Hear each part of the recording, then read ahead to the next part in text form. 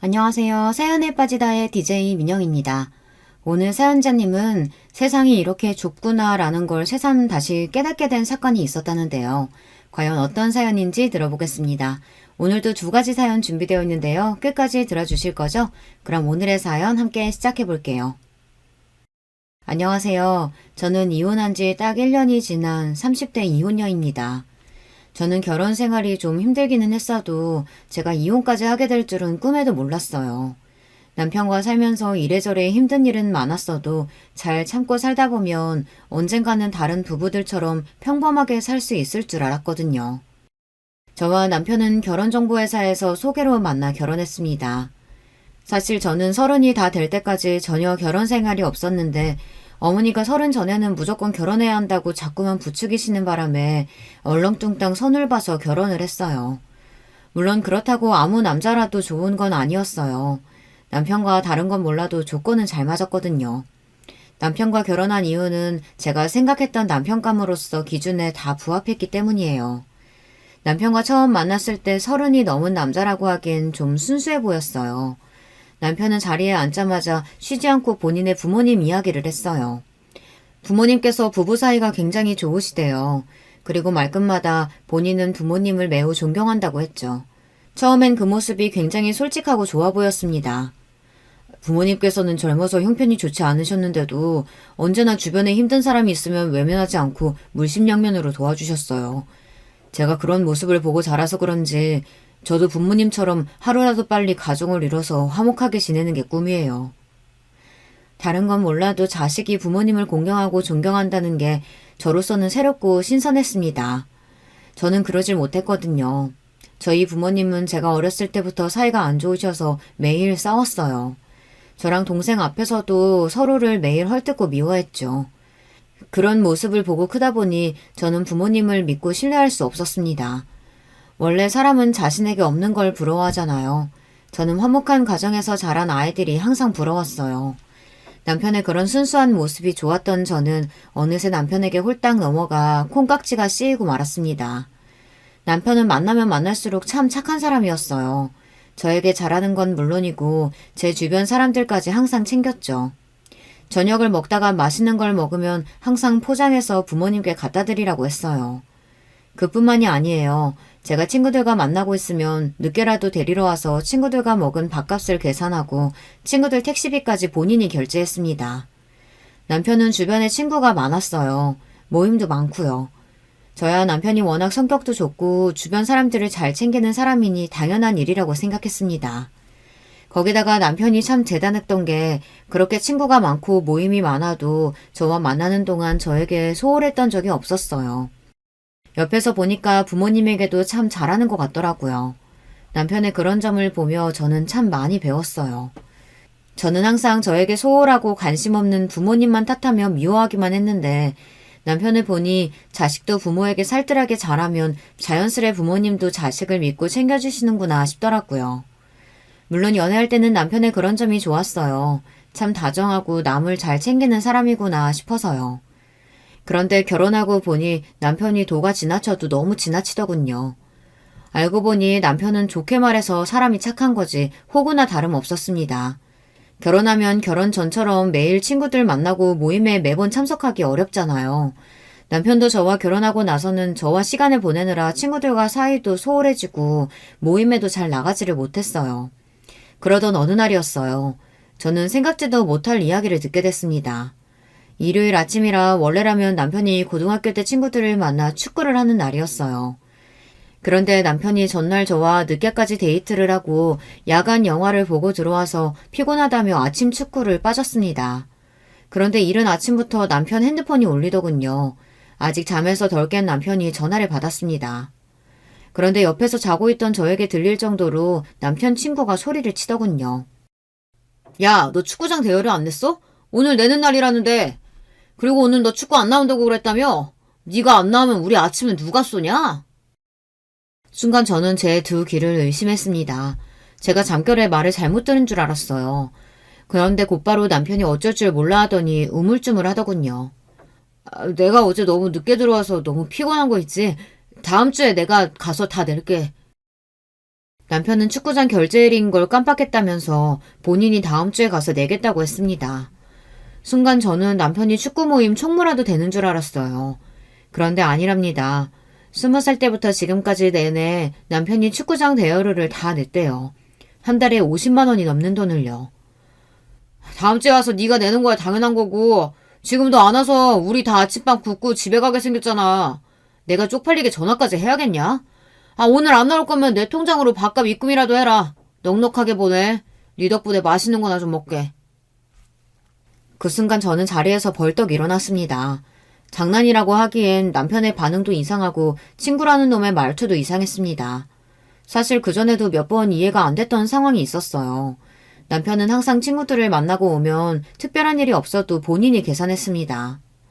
당시에는 좀 이상하다고 느끼기는 했는데 이제 보니 확실히 문제가 있는 것 같더군요. 그 와중에 더 화가 나는 건 남편의 태도였어요. 멍청한 남편은 덥석 알았다고 대답을 하고 전화를 끊더니만 정말 친구에게 돈을 송금하려고 했어요. 저는 순간 놀라서 남편의 핸드폰을 뺏었습니다. 방금 전화한 사람 누구야? 축구 빠지면 벌금이 있는 것도 아닌데 왜 당신한테 돈들 입금해라 말아하는 건데? 설마 지금까지 매번 자기가 연습장 빌리는 비용이랑 밥값 그거 다 낸 거야? 저는 도저히 남편의 행동이 이해가 되지 않아 따지듯 물었습니다. 다 동창인데 누가 내든 어때? 그리고 그중에 내가 제일 잘 벌고 우리 집이 제일 잘 살아. 그러면 당연히 내가 내는 게 맞지. 남편은 말도 안 되는 소리를 했습니다. 지금까지 몇 년 동안 축구장 대여 비용은 물론이고 아침 비용을 남편이 계속 냈답니다. 함께 축구를 하는 동창 중 남편이 가장 돈을 잘 번다는 게 이유였죠. 저는 기가 막혀서 말이 나오질 않았어요. 남편이 함께 축구를 하는 친구들이 어떻게 사는지야 저는 모르지만 그렇다고 남편이 월등하게 재벌은 아니에요. 물론 남편이 대기업에 다니기는 하지만 어딜 가나 남편이 다 쏘고 내줄 정도로 경제적으로 여유 있지는 않다는 겁니다. 당신이 원래 주변 사람들 잘 챙기는 건 아는데 아무리 그래도 이건 아니지. 정말 축구 하루 빠졌다고 친구한테 돈을 보내기라도 하겠다는 거야? 그럼 어떡해. 내가 없어서 아침도 못 먹게 생겼다는데. 아침 먹을 돈이라도 보내줘야지. 그 순간 알겠더라고요. 남편이 아주 큰 착각에 빠졌다는 걸요. 저는 그대로 침대를 박차고 일어나 남편에게 당장 씻으라고 했습니다. 그리고 저도 외출 준비를 했어요. 남편은 제 말이 무슨 말인지 못 알아듣고 우왕좌왕했습니다. 빨리 일어나. 친구들 아침 사주러 가야지. 저는 절대 누구에게도 당하고만 사는 성격이 아니에요. 저는 원래 어려서부터 부모님께서 말씀하시길 바늘로 찔러도 피 한 방울 안 나게 생긴 독한 년이라는 말을 많이 듣고 자랐습니다. 그 정도로 부모님께도 지지 않고 고집을 부렸어요. 워낙 욕심이 많고 하고 싶은 게 많은 성격이라 갖고 싶은 게 있으면 어떻게든 갖고 동생에게도 절대 양보하지 않고 컸거든요. 그런 제가 남편 같은 사람과 결혼한 건 저와 다른 남편을 보고 많이 배우고 느꼈기 때문이에요. 그런데 이미 남편과 제가 한 배를 탄 이상 남편이 바보처럼 당하게만 보고 둘 수는 없었습니다. 저는 그날 남편과 함께 남편의 친구들을 만나러 갔습니다.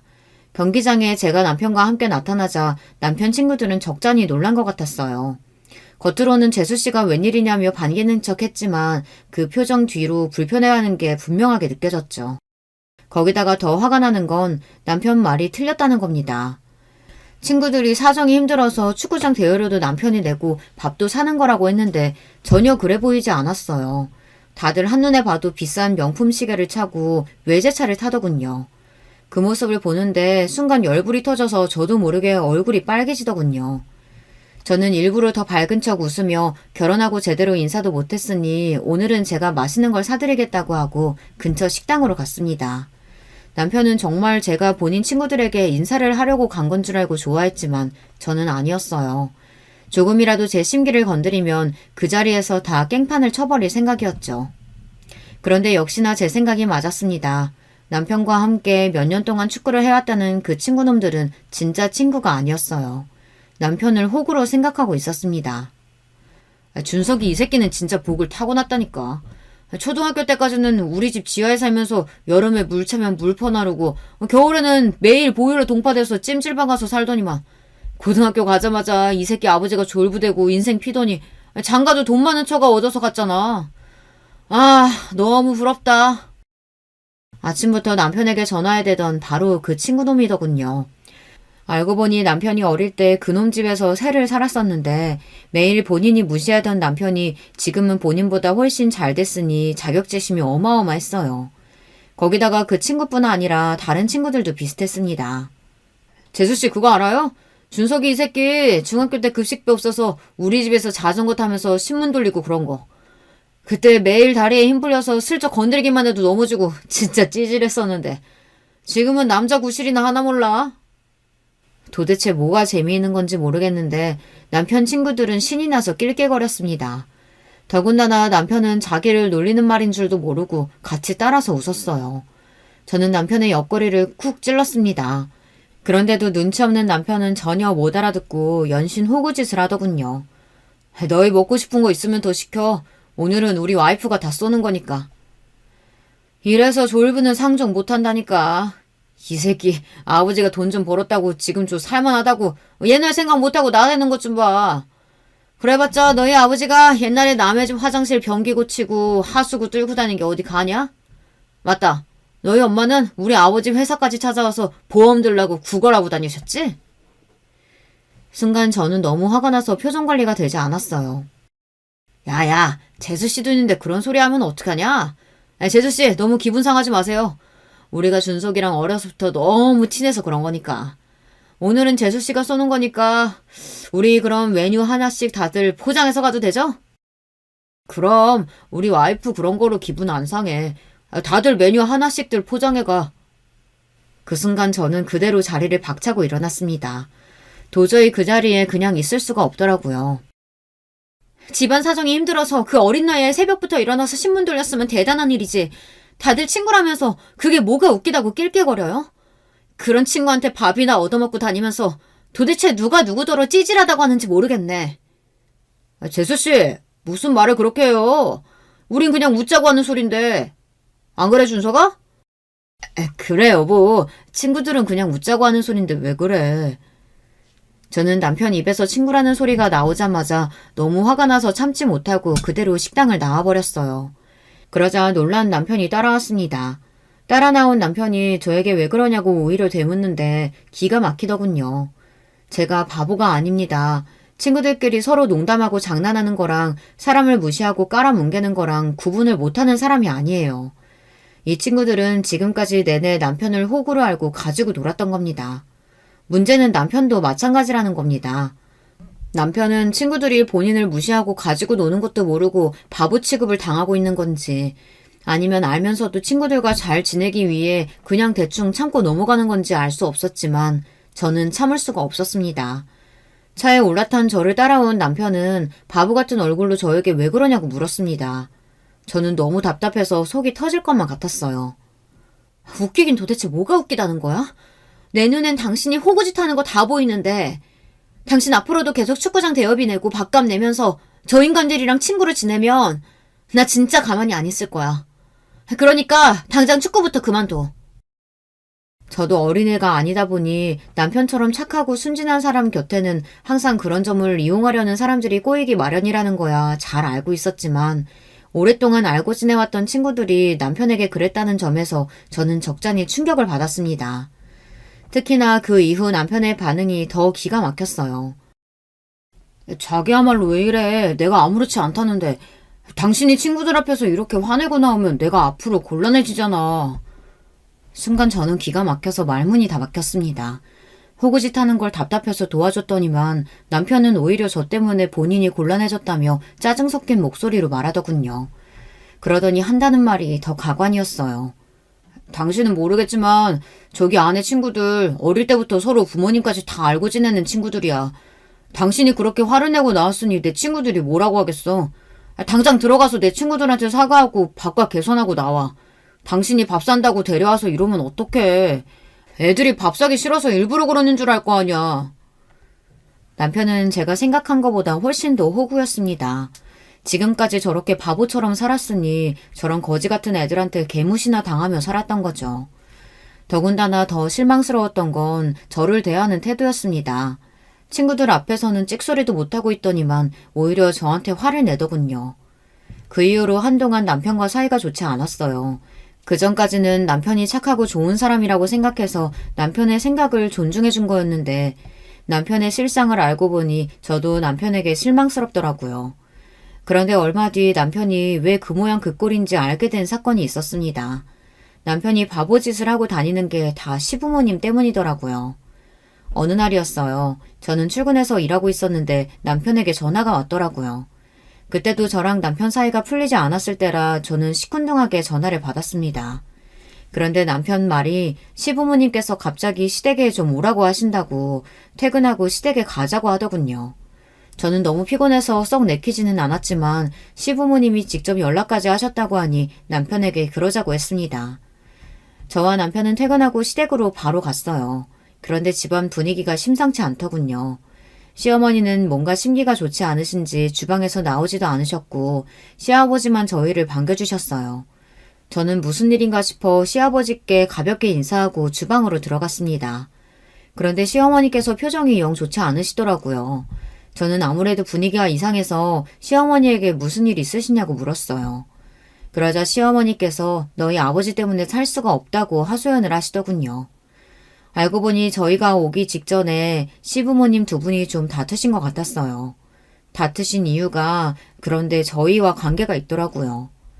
저녁 식사를 하려고 하는데 시아버지께서 대뜸 이상한 소리를 하셨어요. 준석이 너 대기업 다니니까 네 이름으로 대출 좀 받아줄 수 있지?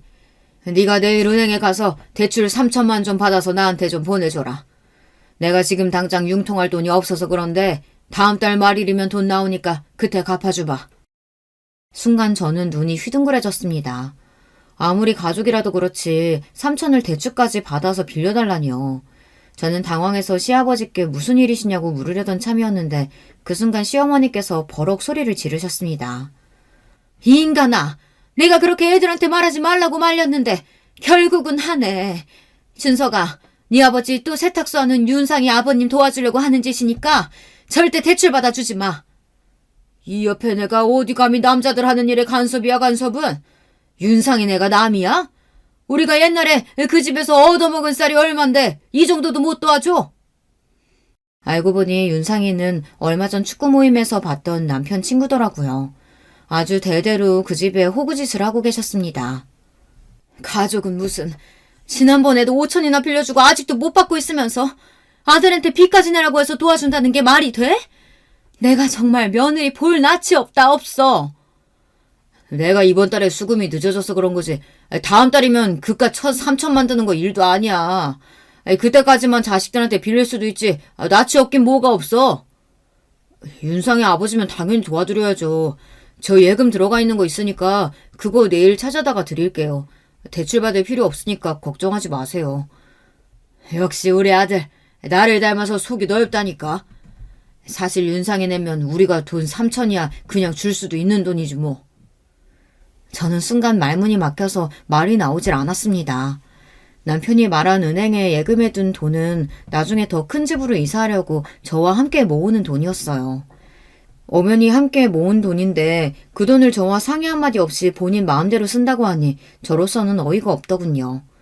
저는 그제야 알았습니다. 남편이 시아버지를 그대로 빼다 박았다는 걸요. 저는 고민하다 슬쩍 남편과 눈을 맞추고 이야기를 했습니다. 여보, 그 돈은 우리 내년에 이사 가려고 같이 모은 돈인데 상의도 없이 갑자기 그러면 어떡해. 사실 제가 근무하던 직장이 2, 3년에 한 번씩 근무지를 이동해야 하는 일이라 결혼할 때 집을 전세로 구했어요.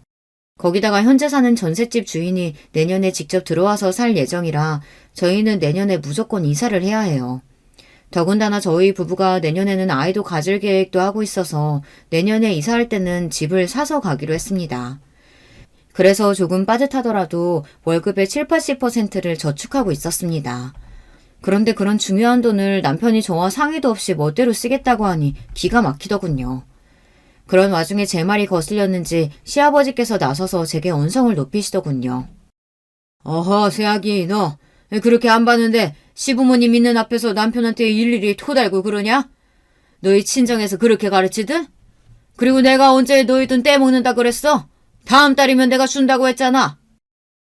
결혼 전 남편은 분명 저에게 시부모님 두 분 사이가 워낙 좋다고 했어요. 남편의 할머니, 할아버지께서 돌아가시기 전까지 시어머니께서 모시고 살았는데 그때 시어머니께서 고생하신 게 고마워서 시아버지께서 시어머니에게 굉장히 잘하신다고 들었거든요. 그런데 막상 시아버지를 겪어보니 남편 말과는 달랐습니다. 시아버지는 저희 친정아버지보다 훨씬 더 고지식하고 남의 말은 아예 들을 생각도 안 했어요. 저는 걱정돼서 이야기를 한 것뿐인데 시아버지께서는 얼굴까지 빨개져서 목소리를 높이시니 저는 순간 너무 당황했어요. 이 인간아, 이제 하다 며느리한테 소리까지 질러? 세아가 미안하다. 이 사람이 원래 친구들 일이라면 이렇게 난리를 친다. 준석이 너도 절대 네 아버지한테 돈 줄 생각하지 마. 이 옆에 내가 어디 며느리 앞에서 자꾸 소리를 질러? 당신이 이러니까 새아기 이제도 감히 시아버지 앞에서 자기가 잘났다고 떠드는 거 아니야. 새아기, 너 내 말 잘 들어라. 네가 아무리 잘났어도 우리 집 며느리로 들어온 이상 나는 여자가 집에서 큰 소리 내는 꼴은 절대 못 본다. 저는 순간 고리적 드라마를 보는 줄 알았어요. 시아버지께서 여자가 집에서 큰 소리를 내는 꼴이라고 하시는데 저도 모르게 코웃음이 절로 나오더군요. 반면 시어머니는 제게 다가와 미안하다고 연신 사과를 하셨어요. 그리고는 속이 타시는지 연거푸 찬물을 꿀꺽꿀꺽 삼키셨습니다. 저도 얼굴이 뜨겁기는 마찬가지였죠. 아무리 가족이라고 해도 시댁인데 서로 얼굴을 붉히며 돈 이야기를 주고받는 게 보통 일이 아니더라고요. 시어머니는 제가 돌아갈 때까지 연신 제 손을 붙잡으면서 부탁 아닌 부탁을 하셨어요. 새아가, 너라도 바짝 정신 차려야 한다. 준석이 제가 다른 건 나무랄 데가 하나도 없는데 자기 아비를 닮아서 저렇게 오지랖만 넓어. 아차 하면 있는 거 없는 거 다 남한테 퍼준다니까. 저는 애써 시어머니 앞에서는 알겠다고 하고 돌아왔지만 마치 목구멍에 음식이 걸리기라도 한 것처럼 답답했습니다. 시어머니 말씀이 남편이 어릴 때부터 그랬대요. 어릴 때는 집도 못 살았었는데 시어머니께서 어렵게 좋은 잠바나 운동화를 사서 입혀 학교에 보내면 그날로 학교 애들한테 뺏기고 왔답니다. 시어머니가 답답해서 그 친구네 집에 쫓아가 잠바랑 운동화를 내놓으라고 하면 준석이가 먼저 가지라고 줬는데 왜 도로 뺏어가느냐고 했대요.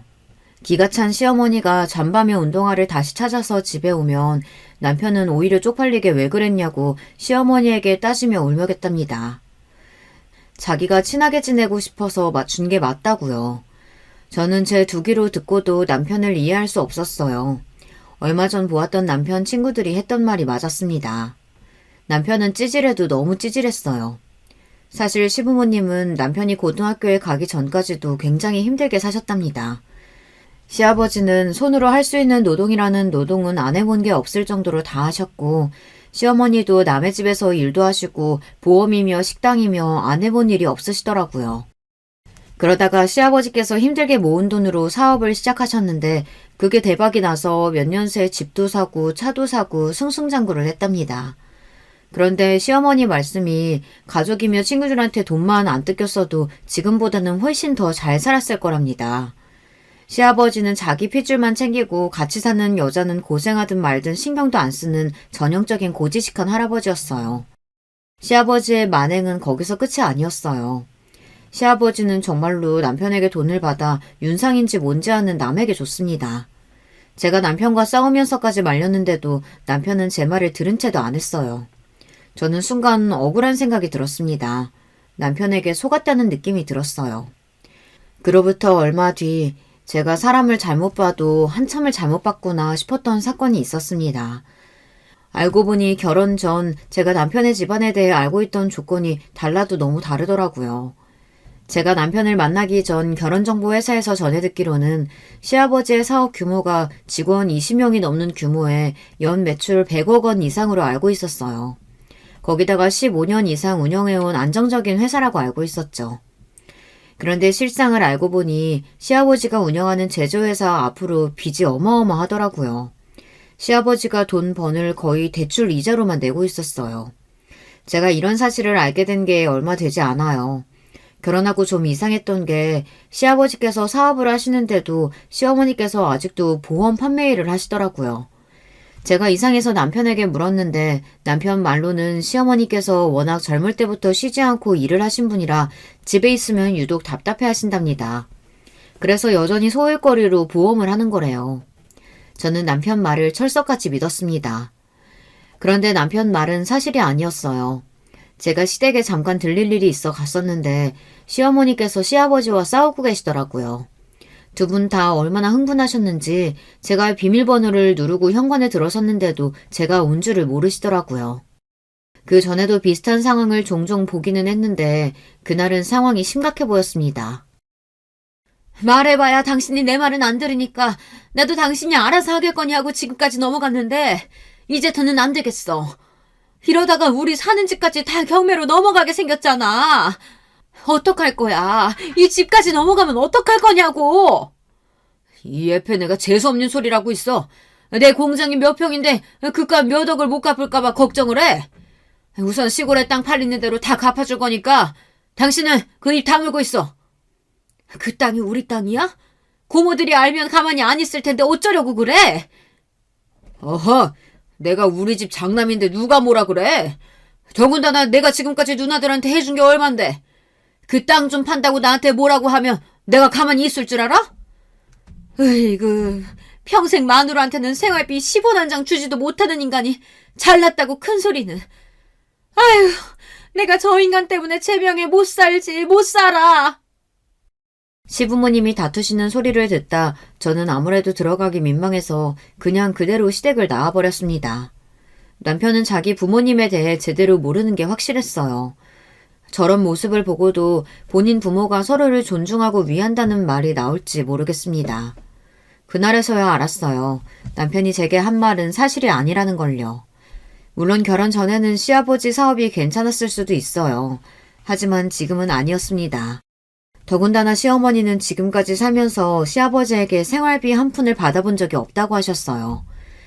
시어머니는 소일거리가 아니라 본인 생활비를 벌기 위해 보험 판매 일을 계속하고 계셨던 거죠. 저는 시어머니께서 화를 내며 하신 이야기 중 시댁 아파트가 경매에 넘어가게 생겼다는 말이 제일 신경 쓰였어요. 제가 알기로는 시부모님 재산이라고는 시아버지 회사와 공장, 그리고 현재 살고 계시는 30평대 아파트 하나 정도로 알고 있었는데 도대체 빚이 얼마면 고소까지 당하고 고작 10억 넘는 아파트까지 경매에 넘어가게 생긴 건지 걱정을 안 할 수가 없었어요. 저는 그날 집에 가자마자 남편에게 제가 시댁에서 들은 이야기를 했습니다. 아무래도 시아버지 사업에 문제가 있는 것 같다고요. 그런데 제 말에도 남편은 자꾸만 괜찮다고 하며 말을 돌렸습니다. 저는 남편의 태도가 너무 안일하다 싶었어요. 아무리 결혼해서 독립한 자식이라도 시아버지의 행동 하나하나에 시어머니께서 저렇게 힘들어하시는데 자식으로서 모르는 척하는 게 맞는 건가 싶었죠.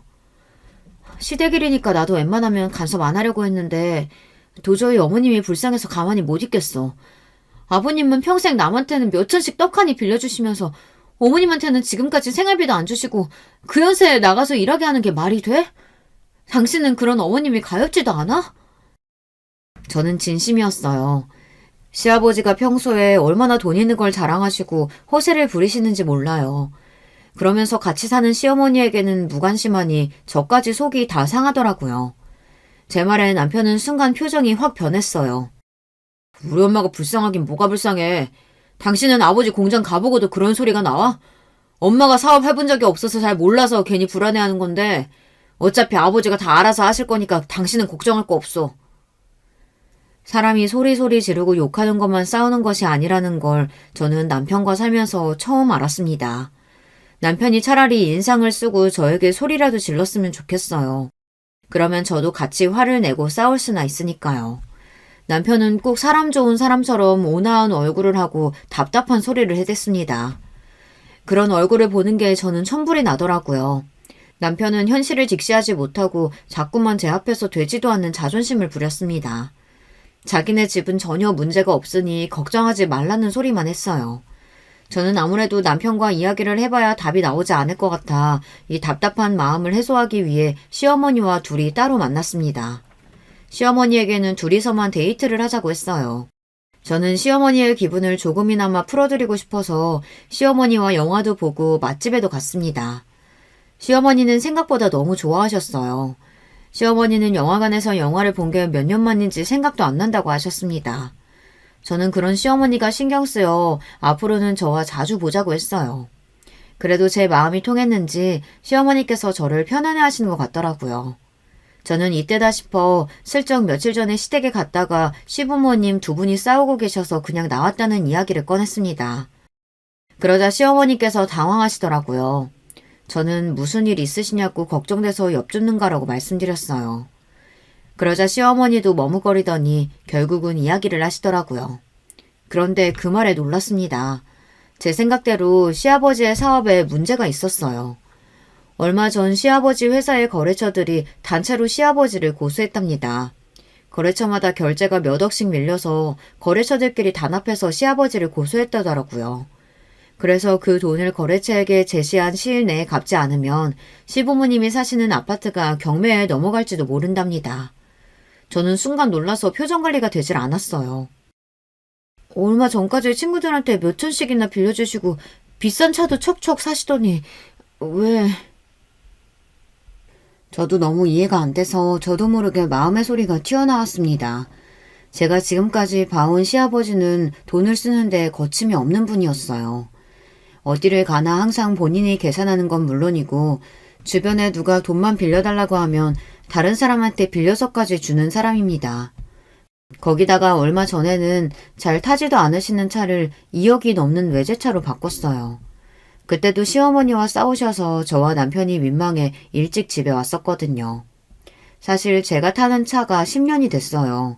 저희 친정아버지가 제가 대학생 때 집이 멀다고 사준 차였는데 저는 지금까지 그 차를 타고 있습니다. 차가 아직 멀쩡하기도 하고 정이 들어서 남편이 차를 사주겠다고 해도 저는 제 차가 좋았어요. 그런데 시아버지께서 매일 제 차만 보시면 그렇게 한 소리씩 하셨습니다. 너는 돈도 잘 버는 애가 왜 아직도 그 똥차를 타고 다니냐? 네가 그런 차 타고 다니면 사람들이 우리 준석이를 뭐라고 생각하겠어? 대기업 다니는 남편이 지만 외제차 타고 다니고 마누라는 똥차 타게 다니게 한다고 수군거릴 거 아니야. 남편도 몇 년 전에 차를 외제차로 바꿨어요. 그 전에 타던 차도 멀쩡했는데 자기 친구들이 다 외제차를 탄다면서 모아둔 돈도 없이 무작정 중고로 외제차를 샀습니다. 그때 저도 남편이 이해가 되질 않았지만 아직 애도 없고 젊으니 하고 싶은 대로 두자 싶어서 넘어갔죠. 제 차가 오래되긴 했어도 워낙 잘 만든 차라 멀쩡해요. 정비소에서도 관리 잘해서 앞으로 3, 4년은 더 타도 괜찮다고 했고요. 너는 없이 큰 애도 아니면서 애가 참 궁상맞다. 아무래도 사돈이 돈 있으면서도 꽁꽁 감춰두고 자식들 고생시키는 짠돌이신가 보다. 시아버지는 툭하면 자리에도 없는 친정 식구들을 이야기를 했습니다. 저희 친정아버지도 사업을 하세요. 저와 남편이 결혼정보회사에서 소개를 받다 보니 처음 결혼정보회사에 등록할 때 부모님 회사 정보에 대해서도 공개했습니다. 당시에 시아버지 회사보다 친정아버지 회사 규모가 커서 제가 등급이 좀 더 높게 나왔는데 그걸 가지고 시아버지는 아직도 자존심이 상하시는지 자꾸만 저희 아버지를 제 앞에서 깎아내렸습니다. 그럴 때마다 저는 아니라고 그렇지 않다고 했는데도 시아버지는 항상 제 이야기를 전혀 듣지 않으셨어요. 그럴 때마다 저는 제 남편이 점점 시아버지랑 더 똑같아지면 어쩌나 걱정됐습니다. 지금도 시아버지를 많이 닮았으니까요. 그러던 어느 날이었습니다. 제가 우려했던 일이 결국은 터지고 말았어요. 시아버지께서 고소당한 사건을 해결하지 못해서 시부모님이 사시던 아파트가 경매로 넘어가고 말았습니다. 그 일로 시어머니께서 충격을 받아 실신까지 하셨어요. 그럴만했죠. 시아버지께서 시어머니 앞에서 본인이 알아서 하겠다고 그렇게 큰 소리를 치더니만 결국은 사고를 쳤으니까요. 저는 시어머니가 걱정돼서 퇴근하면 시어머니께서 입원하신 병원에 매일 들렀습니다. 시어머니는 정신을 차렸는데도 기운이 없어 식사를 제대로 못 하셨어요. 어머니, 지금은 너무 힘드시겠지만 그래도 아버님께서 금방 정리하실 거예요. 그러니까 기운 내시고 얼른 식사하세요. 그 인간이 알아서 하기는 뭘 알아서 해. 그 공장도 반이 넘게 다 은행 빚이야. 집 팔아도 거래처 사람들 돈 주고 나면 남는 것도 없는데 도대체 어떻게 하겠다는 건지. 시어머니의 이야기를 듣는데 저는 너무 기가 막혔습니다. 시아버지는 말 그대로 빚 좋은 개살구였어요. 여기저기 빚 만지고 떵떵거리며 다니신 거죠. 온갖 허세는 다 부리면서요. 저는 시어머니가 너무 불쌍했습니다. 평생 그런 남자랑 사셨으니 얼마나 마음고생을 많이 하셨을까 싶어서요. 그런데 이게 남의 이야기가 아니었습니다. 그날 저녁 저는 남편에게 이야기했어요. 시댁 상황이 좀 안 좋은 것 같으니 시어머니께서 퇴원하시면 아파트가 정리될 때까지 우리 집에 잠깐 모시자고요. 저로서는 남편을 많이 배려해서 한 이야기였습니다. 아무래도 남편이 먼저 이야기를 꺼내기엔 어려울 것 같아서요. 그런데 남편 반응이 의외였습니다. 저에게 그럴 필요 없다네요. 아버지가 금방 정리할 텐데 왜 다들 이렇게 오바야. 아버지 타는 차 몰라? 그 차만 팔아도 전세금은 나와. 걱정하지 마. 저는 절로 한숨이 나왔습니다. 어떻게 30이 훌쩍 넘은 남자가 저 정도로 생각이 짧을까요? 저는 더는 남편에게 할 말이 없어 입을 다물어 버렸습니다. 그런데 얼마 뒤 생각지도 못한 일이 벌어졌어요. 시어머니께서 퇴원하시는 날이라 병원에 갔는데 시아버지께서 와 계시더라고요. 저는 시아버지에게 집은 어떻게 되는 거냐고 다시 시댁으로 시어머니를 모시고 가시는 거냐고 여쭙습니다. 안 되면 저희 집으로 모시고 갈 생각이었으니까요. 그런데 시아버지께서 대뜸 하시는 말이 기가 막히더군요. 안 그래도 그 아파트 너무 작아서 이사하려 했었어. 그래서 이번 기회에 팔고 아예 공기 좋은 동네 가서 살려고 2층짜리 전원주택으로 내가 싹 알아보고 계약했다. 이제 잔금만 내면 돼. 저는 그래도 다행이다 싶었습니다. 남편 말대로 시아버지가 아예 생각이 없는 사람은 아닌가 싶어서요. 그런데 곧 바로 하는 말이 어이가 없었습니다. 그래서 말인데 네가 1억만 좀 구해와라. 잔금 내는데 딱 1억이 모자라네.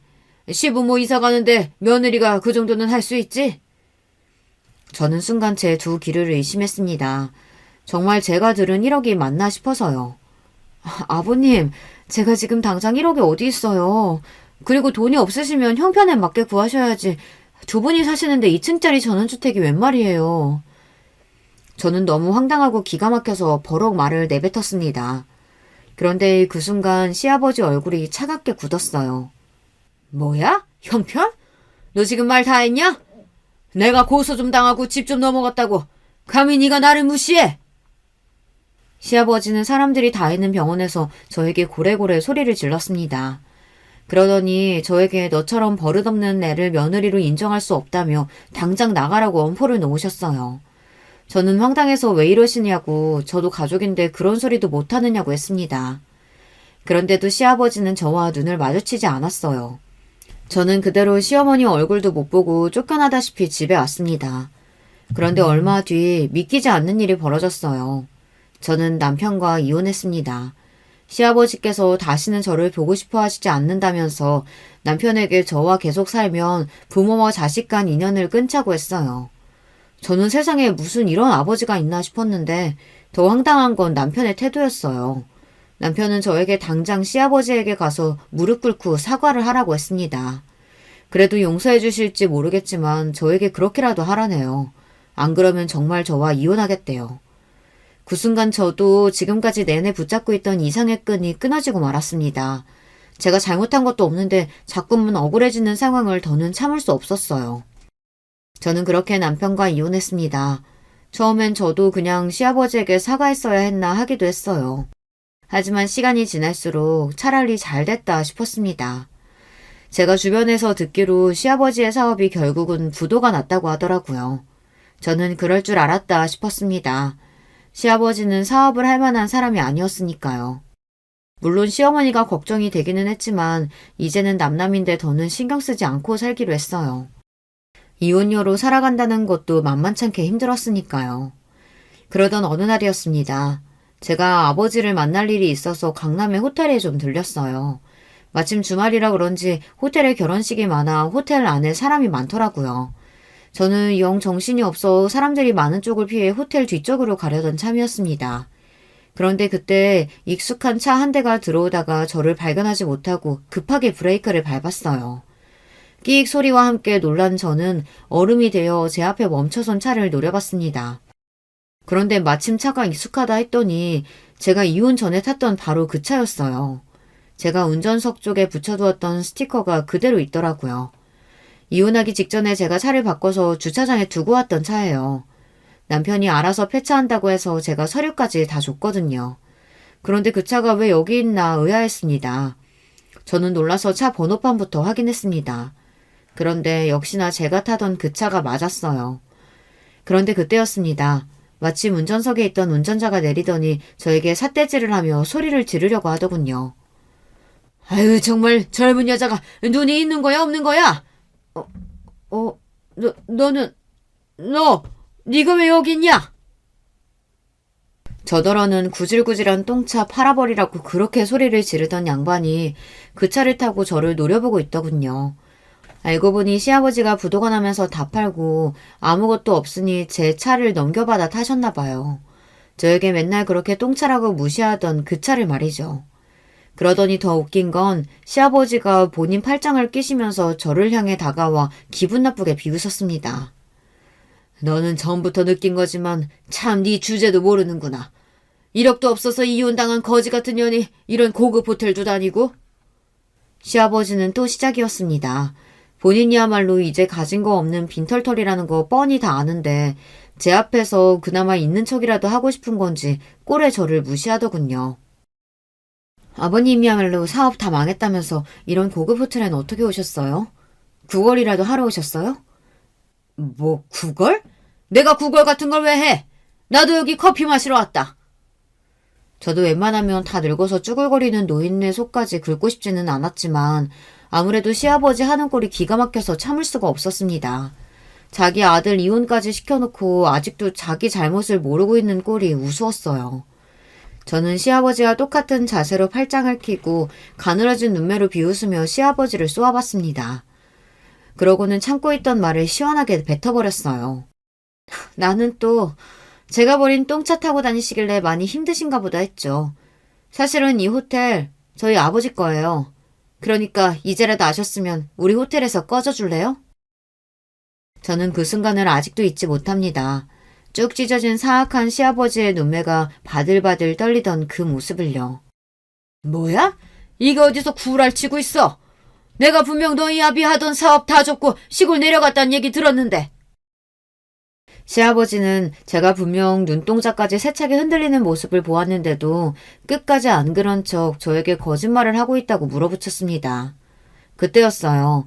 호텔 유니폼을 입은 직원들이 주차장 앞을 지나가다 저를 보고 달려와 90도로 인사를 하자 그제야 시아버지는 휘둥그레진 눈으로 놀라 떡 벌어진 입에 개거품을 물었습니다. 말도 안 돼. 네가 어떻게? 이제 좀 알겠어요? 아버님께서 얼마나 멍청하게 군 건지. 사실은 이랬습니다. 친정아버지께서 제가 이혼을 준비하던 당시에 하던 사업을 모두 다 정리하신 건 맞아요. 지금까지 일하느라 너무 힘들어서 지쳤다고 혼자라도 시골에 내려가 살고 싶다고 하셨거든요. 그런데 친정어머니 생각은 달랐어요. 시골에는 절대 내려가고 싶지 않다고 하셨죠. 그래서 두 분이 또 피 터지게 싸우셨어요. 당시에 저는 제 상황만으로도 힘들어서 부모님 일에는 신경 쓸 겨를이 없었습니다. 제가 부모님보다 먼저 이혼을 했으니까요. 그런데 신기하게도 부모님께서 제가 이혼한다는 이야기를 하자마자 꽤 충격을 받으셨어요. 부모님은 워낙 제가 말이 없다 보니 항상 제가 알아서 잘 사는 건 줄 알았는데 결혼하고 몇 년 동안 제가 혼자 마음고생을 했다는 걸 아시고는 굉장히 속상해 하셨어요. 그러고는 아버지께서 중요한 결정을 내리셨습니다. 저를 혼자 둘 수 없다며 사업을 모두 정리한 돈으로 호텔을 인수했어요. 저에게 물려주시겠다고요. 사실 저도 잘 기억이 나지 않지만 제가 어릴 때 부모님과 처음이자 마지막으로 해외여행을 갔을 때 제가 바다나 놀이동산보다 호텔을 더 좋아했대요. 그러면서 나중에 크면 호텔에 살고 싶다고 했답니다. 아버지는 워낙 일이 바쁘시다 보니 제가 잘하는 모습을 거의 보질 못하셨어요. 그래서 유일하게 기억하고 있는 저의 모습이 호텔을 좋아하던 그 모습이었던 거죠. 아버지는 이혼한 저에게 위로는 해주고 싶은데 방법은 떠오르질 않으니 제가 기뻐할 만한 일을 해주신 겁니다.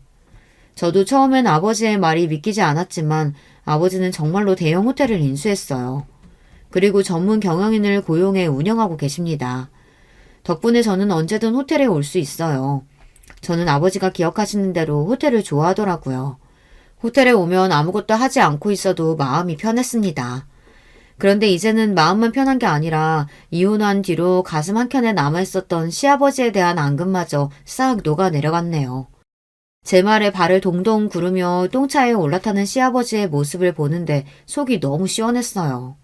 거기다가 더 대박이었던 건 그날로부터 얼마 뒤 시아버지에게 뜬금없이 전화가 왔다는 겁니다. 저는 핸드폰에 시아버지 번호가 뜨자마자 안 받으려고 했지만 도무지 영문이 궁금해서 안 받을 수가 없었습니다. 그런데 안 받았으면 큰일 날 뻔했어요. 재미있는 구경도 못할 뻔했거든요. 저기 아가야, 너랑 우리 준석이가 결국은 남남이 됐지만 그래도 몇 년간 가족으로 살았던 정이라는 게 있는데 어떻게 그걸 싹 잊고 살겠니? 저는 이 양반이 갑자기 무슨 일로 일어나 싶어서 무슨 일로 전화했냐고 따져 물었어요. 용건이 뭐냐고요. 그러자 시아버지가 하는 말이 아주 우스웠습니다. 그래서 말인데 내가 이번에 칠순이잖아. 너희 호텔에서 잔치 좀 싸게 할 수 없을까 해서 연락을 좀 했는데 말이지. 정말 뻔뻔해도 어쩜 저렇게 낯이 두꺼울까요? 저는 순간 너무 기가 차서 웃음이 다 튀어나왔습니다. 역시 참 대단하시네요. 제가 누구 때문에 이혼했는데 염치도 없이. 가족이라는 게 원래 다 싸우기도 하고 화해도 하고 그러는 거 아니겠니? 네가 조금만 너그러운 마음으로 좀 이해해주면. 제가 너무 짜증이 나서 너그러운 마음 같은 소리하고 있네 라고 소리를 지르려던 그때 핸드폰 너머로 익숙한 목소리가 들렸습니다. 바로 전 시어머니였어요. 이 인간이 전화하지 말라니까 화장실에까지 숨어서 전화를 하네. 얘 아가, 전화 빨리 끊어라. 아무래도 이 인간 노망났나 보다. 전 시어머니의 목소리가 들리더니 전화는 끊어졌습니다. 시어머니는 여전하셨어요. 못난 시아버지 때문에 여전히 고생이 많으셨죠. 남편과 안 좋게 이혼했어도 가끔은 시어머니가 떠오르곤 했어요. 남편이나 시아버지야 지긋지긋했지만 시어머니에게는 감사한 일도 많았으니까요. 오랜만에 시어머니의 목소리를 들어서 그런지 순간 저도 모르게 추억에 잠기고 말았습니다. 심지어 아무리 이혼은 했어도 전 시아버지 칠순이라는데 아버지 호텔에 이야기해서 할인이라도 좀 해줄까 하는 생각까지 들더라고요. 제가 생각해도 어이가 없었어요. 호구 사기꾼이랑 몇 년을 살더니만 저까지 호구가 됐나 싶었죠. 인생이라는 게 참 이렇습니다. 이혼만 하면 남편이고 시댁이고 다 잊고 속 시원하게 살아야지 싶었는데 이혼한 지가 언젠데 아직도 시아버지니 남편이니 신경이 쓰이더라고요. 저도 이 정도면 병이에요, 병. 여러분께서 저에게 정신 똑바로 차리라고 단호하게 한 소리 좀 해주세요. 댓글 달아주시면 제가 하나하나 다 읽고 정신 바짝 차리겠습니다. 지금까지 저의 이야기 들어주셔서 감사해요. 여러분의 가정에는 항상 즐거운 일만 가득하시길 바라겠습니다. 여러분, 두 번째 사연 시작하기 전에 좋아요, 구독 꼭 눌러주실 거죠? 그럼 두 번째 사연 바로 시작합니다. 안녕하세요. 저는 서울 변두리에 거주하고 있는 기혼 여성입니다. 매일 애청하고 있는 사연에 빠지다. 특히나 재미있는 사연을 들을 때면 저도 한 번쯤 제 얘기를 신청해보고 싶었는데 바로 오늘 하게 됐네요. 저는 연애 시절부터 워낙 남편하고 성격도 제법 잘 맞고 대화도 잘 통했기 때문에 그의 모친 되시는 제 시어머니께서 설마하니 그렇게 독특하신 분일 줄은 몰랐어요. 결혼 생각이 있어서 시어머니께 처음 인사를 드리러 갔을 때였는데요. 당연히 시어머니께서도 당신의 며느리가 될 저에게 궁금하실 게 많을 거잖아요. 그래서 무슨 질문들을 하시려나 싶어서 긴장과 기대가 많이 됐었죠. 그런데 제게 건네신 첫 번째 질문은 이거였어요. 뭐시겠니? 전문대학교라고요? 우리나라에 그런 허접한 곳도 참나. 세상에나 대학이랍시고 존재를 하고 있었단 말이에요? 네, 그러실 만도 하죠. 이름이 잘 알려진 대학은 아니니까요. 저도 고등학교 3학년 때 처음 이 대학을 알았던 것 같아요. 그렇구나. 아가씨는 사람이 참 특이하네. 어쩜 그런 곳을 나와가지고서는 대학을 나온 사람이라고 주변에 말을 당당하게 하고 살 수가 있었을까. 우리 혜진이는 우리나라 사람이라면 모르는 사람이 아무도 없는 유명한 대학교를 나와서요. 내가 이름 모를 전문대 나부랭이 쪽에는 영 지식이 없으니까 아가씨가 이해를 해줘요. 참 혜진이는 내 딸이에요. 네, 익히 들었습니다. 사실 통화도 한번 한 적 있어요. 목소리가 아주 차분하시더라고요. 아유, 사람 볼 줄 아네. 우리 혜진이가 차분하고 성실하고 우직하고 바르게 타고나는 거 따지면 아우 한도 끝도 없어요. 아, 가방끈이 용마땅치 않아서 잘난 사람 얘기는 혹시 듣기 불편한 거 아니죠? 제가 떨떠름하게 아니라며 고개를 저어드렸는데 그 후로 시어머니께서는 고삐 풀리신 것 마냥 저에게 오만 이야기를 다 늘어놓으시는 분으로 빠르게 변모하셨어요. 그래서 제가요 두고두고 후회를 했죠. 첫 단추를 잘 꿰써야 했는데 어리 빠져서는 어영부영 순간을 모면하려고 대충 맞장구를 쳐드렸더니 시어머니께서 저를 편하게 보셔도 너무 편하게 보시고 행동을 하셨거든요. 시어머니께서 꼭 언급하시는 대학 이야기가 있는데요. 배경 설명을 드리자면 우선 저는 경기도에 있는 전문대를 나왔어요. 제 남편은 서울 소재의 4년제 대학을 나왔는데 어지간히 대학에 관심 있지 않은 다음에야 그 대학 이름을 정확히 모르시는 분들이 더 많을 것이에요. 이런 저희 부부와는 다르게 국내 최고라고 할 수 있는 간판 명문대 3곳 중에 한 곳을 나온 사람이 있었으니 바로 제 시누이였어요. 남편보다 3살 어리고 저보다는 2살 어린 제 시누이는 고려대학교에서 경영학을 전공했습니다. 명문대 다니는 시누이는 시어머니의 가장 큰 자랑이었다고 하네요. 우리 혜진이가 따로 과외 한 번을 안 받고 혼자서 고려대를 들어간 거야. 재수, 삼수, 사수를 해서 들어가는 사람들이 수두룩 빽빽한 고려대학교에 집안에 별다른 도움 하나 안 받고 혼자 힘으로 한 방에 들어갔으니 아우, 대학은 최초 합격이 있고 추가 합격이 있는데 우리 혜진이는 세상에나 추가가 아니라 바로 1차에 붙어버린 독보적이고 뛰어난 입학생이었지. 아, 그렇군요. 역시 아가씨 대단하신 것 같아요. 그런데요, 어머님. 기쁘게 말씀하시는 와중에 죄송하지만 제가 그 얘기를 벌써 4번째 듣고 있거든요. 뭐? 내가 이미 이 얘기를 했었다고? 내가 언제? 혜진이가 입학하자마자 인기 많았다는 얘기만 했지 최초 합격했다는 얘기 안 했잖아. 아니요, 하셨어요. 첫 학기에 아가씨가 학점 잘 받아오셨다는 그런 얘기도 저한테 진작 하셨었고요. 그러니? 근데 너는 공부도 잘 못했던 애가 왜 이런 데서는 기억력이 좋고 난리야? 끼케야 전문대 출신이. 우리 혜진이 얘기 좀 더 하고 싶은데 네가 초를 딱 쳐버리니까 내가 김이 빠지네. 예, 넌 앞으로 분위기 좀 읽어야겠다. 학교 다닐 때 교과서 안 읽던 솜씨를 이런 식으로 발휘하면 네 시어머니인 내가 난감해져. 아주 황당한 말씀을 나름의 언어 유희랍시고 하시던 시어머니 앞에서 저는 어이가 없었죠. 사람이 너무 당황하면 말문부터 막힌다는 것을 저는 시어머니를 통해서 처음 알게 됐던 것 같아요. 항상 말씀마다 우리 혜진이를 달고 사셔서 왜 저렇게 딸 사랑이 지극하신 것인지 의문이었는데 시누이가 명문대에 떡하니 합격했던 시기에 비밀이 담겨 있었더라고요. 저에게 왕래하는 시어머니는 계시지만 시아버지는 계시다고 할 수가 없었는데 그 이유가 시부모님께서는 이혼을 하셨습니다. 저하고 연애할 때 남편이 종종 그런 얘기를 했었어요. 자기는 나중에 결혼하고 아이 낳고 가정을 꾸리고 나면 무조건 처자식에게만 충성하면서 집중하는 가장이 되고 말 것이라고요. 거의 스스로에게 주문을 걸듯이 그런 포부를 밝히길래 혹시 이유가 있는지 궁금했지만 남편은 함구했었는데 저희가 결혼을 진행하게 되면서 그때 제게 밝혔어요. 우리 부모님이 이혼하신 건 너도 알고 있겠지만 사실 그게 단순한 성격 차이 때문이 아니었어. 아버지께서는 내가 중학생이던 때부터 상습적으로 바람을 피우셨어. 그 때문에 엄마는 스트레스를 너무 많이 받으셔서 한 번은 길에서 쓰러지신 적도 있을 정도였어. 그게 정말이야? 아니, 어떻게 바람을 피워대셨으면 상습적이었다고 하는 거야? 듣기만 해도 속이 갑갑해진다. 차라리 진작에 이혼을 하시지. 엄마는 사춘기였던 우리 남매한테 부모의 이혼이라는 납품을 남겨주고 싶지 않으셨다고 해. 게다가 외갓집이 많이 고지식한 분위기의 집안이거든. 그런 데서 자라오신 엄마로선 이혼이 너무나도 큰 벽처럼 느껴지셨을 거야. 아버지께서 돈을 잘 벌어다 주시는 것도 아니었고 자식들에게 다정한 분도 아니셔서 엄마 혼자서 너무나도 큰 짐을 짊어지신 채 10년 가까이 인내하셨어. 난 그래서 아버지만 생각하면 화가 나고 엄마만 생각하면 그 곁을 보필해드리지 못했던 내 자신에 대해 화가 나서 너무 죄송한 마음이 들어.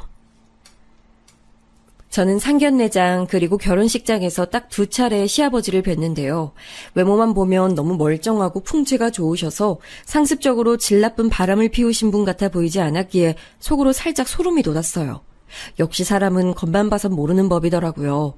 시아버지께서는 생산직에 몸을 담고 계셨으나 바람을 피웠던 상대들은 거의 학습지 교사, 간호사, 대학 교수 등이었다고 합니다. 시아버지께는 타고난 공부머리 같은 게 있었는데 옛날에 집안 형편상 대학 진학을 하실 수 없었다고 해요. 그래서 당신이 채우지 못한 학업적인 열망을 바람 피우는 상대를 통해 혹시 채우고 계셨던 걸까 하는 묘한 짐작이 섰습니다. 아무튼 거의 성불하실 기세로 해탈하며 살고 계셨던 시어머니께서는 이제 좀 바람이 잦아들었나 싶으셔서 내심 시아버지의 개과천선을 기대하셨던 때가 있었던 모양이에요. 그러나 기대를 가지고 계셨던 시어머니께 돌아온 건 시아버지의 더 처절한 배신이었죠. 다시는 한눈을 안 팔 것처럼 다 해놓으시고는 시어머니의 생신 직전에 다른 여자와 바닷가에 놀러 가셨고 그게 딱 들통이 났다고 합니다. 저는 결혼 후에 어쩌다가 시어머니를 통해 그 당시의 소감을 들을 수 있었어요. 텔레비전에서 바닷가 여행이 나오고 있었는데 그걸 보신 시어머니께서 갑자기 이를 갈면서 그때 얘기를 줄줄 늘어놓으셨거든요. 내가 그 망할 연구원인지 나발인지 아는 여자하고 바닷가 나들이 갔다는 걸 안 순간 머리 뚜껑이 확 열려버렸지.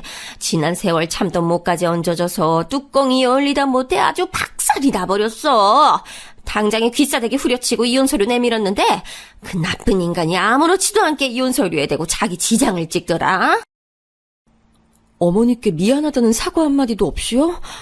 아, 세상에 얼마나 참담하셨을지 저로서는 감히 짐작도 안 가요. 사과는 개뿔. 그 태연자약하게 지장 찍는 걸 보고 내가 그대로 주저앉았지. 망신스러워서 확 그냥 그만 살아버릴까 이런 생각마저 들던 때 우리 혜진이가 나라에서 최고로 쳐주는 명문대에 합격을 해버린 거야 뭐야. 응? 아유, 이런 효녀가 다 있어. 그 나쁜 인간 그 시간부로 미련을 두지 않게 됐지. 아유, 우리 최고 효녀 혜진이가 고려대학교에 다니게 됐는데 그따위 이혼 알게 뭐야. 시어머니께서는 언제가 됐든 신우이의 대학 합격 순간만 회상하면 너무 기뻐서 눈물이 다 고이실 지경인 듯 했습니다.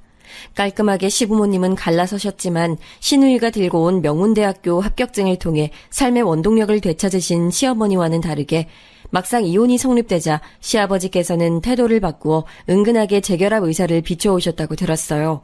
화장실 갈 때와 나올 때가 사람 마음이 다르다고 하더니 그런 모양이었나 봅니다. 진짜로 이혼을 해버리자 시아버지께서는 아쉬운 기분이 드셨던 거였죠. 상견례장에서도 결혼식장에서도 저는 그런 기운을 살짝 느꼈어요. 시아버지께서 재결합을 요구하고 계신다는 느낌이 들었죠. 하지만 시어머니께서는 무척 도도하셨습니다. 고려대학교 다니는 우리 딸이 지 아빠는 싫고 지 엄마만 좋다고 하는데 내가 왜 당신하고 살아줘야 돼? 그동안 저지른 죄값으로 집 두고 꺼졌으면 영원히 꺼져 있을 것이지. 그만 기웃거려. 우리 혜진이 곧 졸업하고 취업하면 나 호강시켜준다고 했으니까 여기에 꼽사리 낄 생각 추호도 말고. 도도하게 구실 수 있었던 이유, 방패 역시도 신우이였죠. 그러니까 시어머니께는 부모의 불화를 학창시절에 겪으면서도 혼자 기특하게 공부를 잘해서 명문대학교에 입학하고 당신의 길을 탄탄하게 살려준 신우이라는 존재가 세상에서 유일무이한 구원투수였던 셈이에요. 그리고 시아버지께서는 고등학교까지 나오셨지만 시어머니께서는 중학교 졸업이 최종 학력이셨답니다. 중학교 다니실 때 하필 집안에 어려운 일이 줄줄이 터져서 형제들 중에서 딱 시어머니 혼자만 고등학교 진학을 못한 경우가 됐다고 해요. 사회생활부터 일찍 하시면서 살다 보니 학력을 뒤늦게 따낼 필요성을 못 느끼셔서 세월이 흘러버렸고 나이가 들고 나자 다시 공부를 해서 검정고시를 보신다는 게 점점 엄두가 안 나게 되셨지요. 그런 시어머니의 내면에는 학벌 콤플렉스, 집안에서 당신 혼자 중졸이라는 것에 대한 억울함 등이 오랜 세월 뒤섞여 있었고요. 시아버지의 외도로 심신이 오래 지쳐 계셨던 시어머니는 신우이의 명문대 합격 하나로 그 모든 것에 대한 해결을 해내신 게 틀림없었습니다. 그러거나 말거나 단면만 보자면 제가 영향을 받을 건덕지는 없어 보였어요. 결혼하기 전까지는 그랬죠. 그런데 결혼하고 나니까 시어머니께서 저를 틈만 나면 앉혀놓으시고 우리 혜진이 타령을 해대시니 저도 슬슬 사람인지라 귀에 진물이 나는 것 같아졌습니다. 시어머니께서는 가까운 지인이 몇 없으셨어요. 어디 가서 딸 자랑을 늘어놓으실 때가 마땅치 않으니까 저에게 자꾸만 말씀을 하셨던 거예요. 하셨던 말씀을 또 하고 결혼한 후에 2세 계획도 바로 있었고 해서 회사로 출퇴근 안 하고 간단하게 재택근무로 일을 하고 있었는데 저를 찾아오시거나 부르시거나 무조건 둘 중 하나를 해내시는 시어머니 때문에 너무 스트레스를 받았어요. 제 본심에 맞춰서 행동하기엔 저의 소심한 성정이 제 발목을 잡았어요. 게다가 남에게 싫은 소리, 나쁜 소리 하면서 기분 좋아지는 사람은 없잖아요. 저도 그랬죠. 이왕이면 나쁘게 말씀드리고 싶지 않으니까 빙빙 애둘러서 말씀드리게 됐고 그게 시어머니께는 전혀 안 통해서 저를 계속 붙잡고 이러쿵 저러쿵 떠드시는 게 계속됐죠. 제가 인내심을 꾹 붙잡고 버티던 어느 날이었어요. 참외 3개를 가지고 시어머니께서 또 예고 없이 불쑥 저희 신혼집을 방문하셨습니다. 예, 넌 집에 있었으면 불이나 캐 나와봐야지. 네 시애미가 왔는데도 어쩜 그렇게 건석으로 맞이하냐? 어머님, 어제도 뵙고 엊그제도 뵙기 때문에 제가 어떻게 많이 반가워해드려야 할지 모르겠어요. 오늘은 무슨 일 때문에 오셨어요? 무슨 일이 특별히 있어야지만 내가 여기 올 수 있는 거니? 너도 참 말도 싸가지 떨어지게 내뱉네. 가방끈이 짧더라도 예의마저 잘라먹고 살면 안 되는 거야. 알아들었어? 넌 한 번 말해선 빨리 못 배우니까 내가 내일 또 알려주마. 아니에요, 어머님. 저 배웠어요. 예의 잘라먹고 살면 안 된다고. 그거 가르쳐 주신 거죠? 네, 숙지했습니다. 저 그런데요, 어머님. 제가 지금 작업할 게 있어서 컴퓨터 앞에 앉아 있어야 하거든요. 바빠서 그러는데 오늘은 왜 오셨는지 말씀 먼저 해주시면 안 될까요? 너는 내 손에 들린 걸 보고도 이유를 모르겠단 거야? 참외 먹자고. 이거 볼 일이 있어서 왔다는 걸 넌 아직도 눈치를 못 채? 역시 배움의 정도가 낮아서 그런지 관찰력도 쥐꼬리만 하네. 우리 혜진이 같았으면 이미 진작에 참외 다 깎아서 내왔어 이거 사. 그때 정말 제 인내심이 흔들리더라고요. 남편이 하도 제게 세상에서 가장 불쌍한 우리 엄마라는 식으로 말을 많이 해놨던지라 저도 웬만하면 갸륵한 마음으로 시어머니를 대해드리려고 노력 많이 했거든요. 시아버 때문에 가슴앓이를 하고 사셨다는 것이 같은 여자로서도 너무 측은하고 가슴 아프기도 했고요. 그런데 이런 저를 시어머니께서는 자꾸만 손수 흔들어대시며 제 인내심을 갉아드셨어요. 제가 입 꽉 깨물고 화를 죽이고서는 일단 참외부터 깎았습니다. 얼른 깎아드리고 저는 컴퓨터 앞으로 갈 생각이었어요. 속으로는 다 드시면 가겠지 싶었네요. 그런데 제가 깎은 참외를 보시더니 시어머니께서 갑자기 제 이마에 꿀밤을 꽝 하고 먹이시는 게 아니겠어요? 저는 참외 껍질 정리하다 말고 갑자기 눈앞에 별이 보여서 혼비백산했습니다. 지금 저 주먹으로 때리신 거예요, 어머님? 갑자기 사람 머리는 대체 왜 때리셨어요? 때리다니 머리통 안에 뇌가 들었나 안 들었나 그거 확인하려고 톡톡 두드려 본 거야. 수박이 잘 익었나 안 익었나 보려면 겉을 두드려 봐야 하잖니. 그런 맥락이야. 어머님, 사람 머리인데 당연히 안에 뇌가 들었겠죠. 저 학교 다닐 때 선생님한테 말고는 한 번도 머리 이렇게 맞아본 적 없는데 솔직히 아픈 것보다도 너무 심정이 복잡해요. 저 지금 어머님 더 못 보겠어요. 이만 가주셨으면 해요. 아이 참외를 개발세발로 깎아놓은 꼬라지 보니까 뇌가 들었는지 의심이 되는 것을 그럼 나보고 어떡하란 소리야? 너 어디 애호박 써니? 세상 천지에 누가 참외를 통통통거리며 잘라? 세로로 반듯하게 잘라야지. 아이, 우리 혜진이 같았으면 참외 하나도 센스 있게 잘랐을 텐데. 아우 하여간에 하나부터 10까지 너무 비교되는 게 많아서 감당이 안 돼. 그쯤 되니까 참는 쪽이 호구며 등신이 되는 것 같아졌어요. 시어머니께서 불안정했던 심신의 위로를 시누이를 통해 받으신 만큼 거의 병적으로 우리 혜진이가 가장 잘났다는 것에 집착하시면서 저와의 비교를 통해 자꾸만 확인받고 싶으신 것까지는 저도 이해가 갔어요. 하지만 이해가 간다고 해서 납득이 되는 건 아니었죠. 제가 얼굴에서 표정을 싹 지운 채로 시어머니를 똑바로 쳐다보며 조용히 말씀드렸습니다. 어머님, 아가씨에게 결혼할 사람 생겼다면서요. 꼭 그 상대가 아니더라도 아가씨는 결혼을 하시겠죠? 한번 생각을 해보세요. 아가씨가 결혼해서 시어머니에게 머리 맞고 잔소리 폭탄 맞으면서 기 못 펴고 사는 며느리가 되면 좋으시겠어요? 그걸 원하시는 거예요? 뭐? 너 지금 제정신이야? 우리 혜진이가 얼마나 찬란 인재고 인물인데 그딴 취급당한다는 거야. 말도 안 되지. 결혼해서 우리 혜진이가 그런 이상한 시어머니 만난다니. 그럼 나는 그 결혼 절대 못 시켜. 다행히 상식은 있으셨네요. 어머님, 방금 느끼신 감정, 머릿속에 드신 생각, 그게 바로 제 현재를 보며 제 친정 식구들이 품을 만한 감정이고 생각이에요. 그런 이상한 시어머니를 만난 불쌍한 처지의 며느리가 바로 저라고요, 어머님. 그러자 시어머니께서는 금세 얼굴이 붉게 달아오르셨고 제게 화를 쏟아내고 싶으신 모양인지 입술이 연신 움찔거렸으나 쉽사리 말씀을 뱉진 못하셨어요. 저는 그 틈을 타서 자리에서 일어났고 시어머니의 겉옷을 챙겨드렸습니다. 이제 나가시라는 표시였죠. 이제 찾아오지 마세요. 저도 안 찾아가요. 딱히 용건이 없는데 만나고 사는 것 자체가 고부관계에서는 안 될 일이었던 것 같아요. 이만 가보세요, 어머님. 어머머머머, 너 왜 이렇게 싸가지가 없고 예의를 다 잘라먹었니? 기가 엄청나게 드센 걸 보니 가방끈도 짧은 주제에 사회생활하면서 돈 벌어먹으려면 너 정도로는 독해야 하는 건가 싶네. 우리 아들 기 모표게 꽉 쥐어잡고 사는 건 아니지?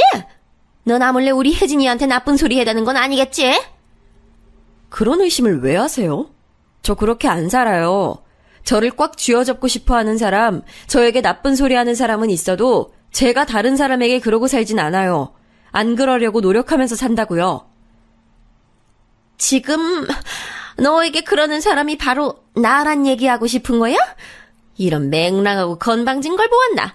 내가 너한테 얼마나 친근하게 잘 대해주고 챙겨주고 아껴주고 다 했는데 넌 은혜를 원수로 갚는구나. 너 같은 무식한 며느리를 내가 드리는 게 아니었는데 아우 원통하다 원통해. 원통하게 해드려서 죄송해요, 어머님. 제가 멀린 못 나가요. 알아서 살펴가세요. 말씀드렸다시피 제가 지금 좀 바빠서요. 어머님은 저보다 유식하고 은혜 베푸시는 분이니까 이해하시죠? 제가 일부러 사근사근하게 말씀드렸더니 제대로 약이 오르셨는지 시어머니께서는 길길이 날뛰시면서 저희 집을 나가버리셨어요.